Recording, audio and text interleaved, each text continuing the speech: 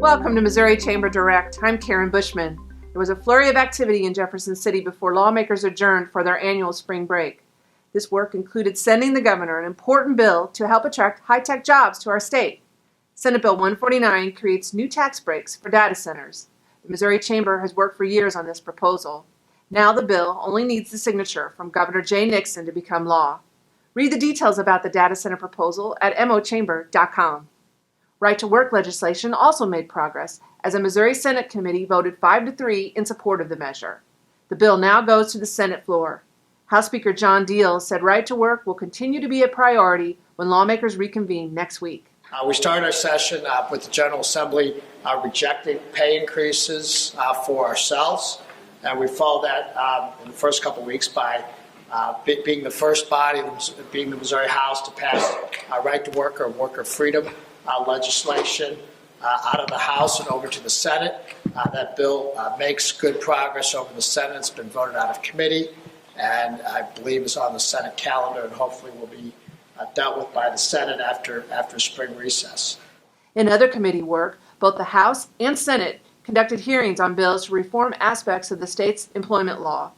The bills would help improve our legal system and make Missouri more competitive.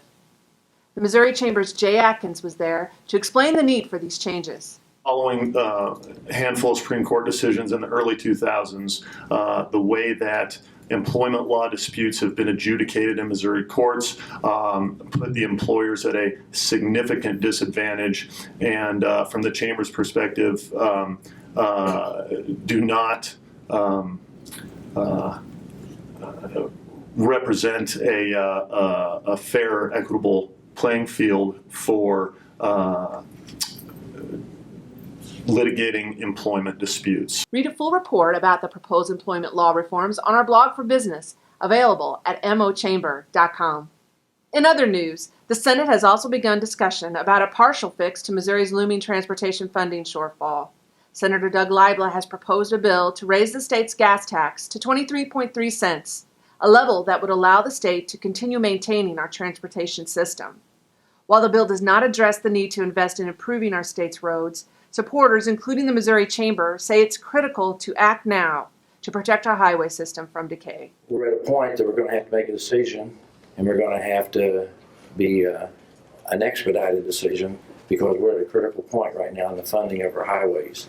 And it affects everybody. It affects everybody's livelihoods, it affects jobs, it affects the safety of the motoring public, and we need to move forward on this bill.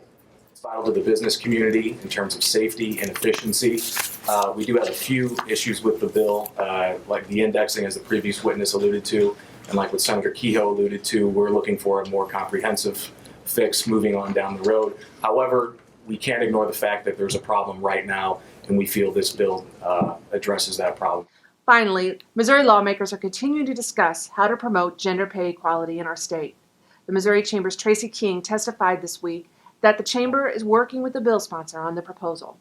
Mr. Chairman, members of the committee, Tracy King here representing the Missouri Chamber of Commerce and Industry, and we are here for informational purposes only. And first, I want to be clear that the Missouri Chamber of Commerce supports gender equality, and in fact, we believe that gender equality is good for business. The U.S. Chamber reports that women actually make 80% of the global purchasing decisions. That's a market force equal to India and China. So it is important. However, we do have some concerns with the legislation, and we actually testified in opposition of the bill last week.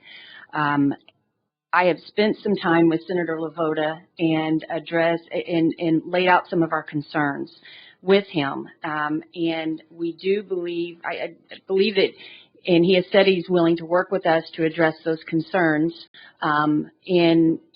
which is why I'm here for informational purposes only. I appreciate the underlying intent on what the bill is attempting to do, and in the spirit of compromise, we are going to engage with Senator LaVota and hopefully have a piece of legislation that the business community can get behind.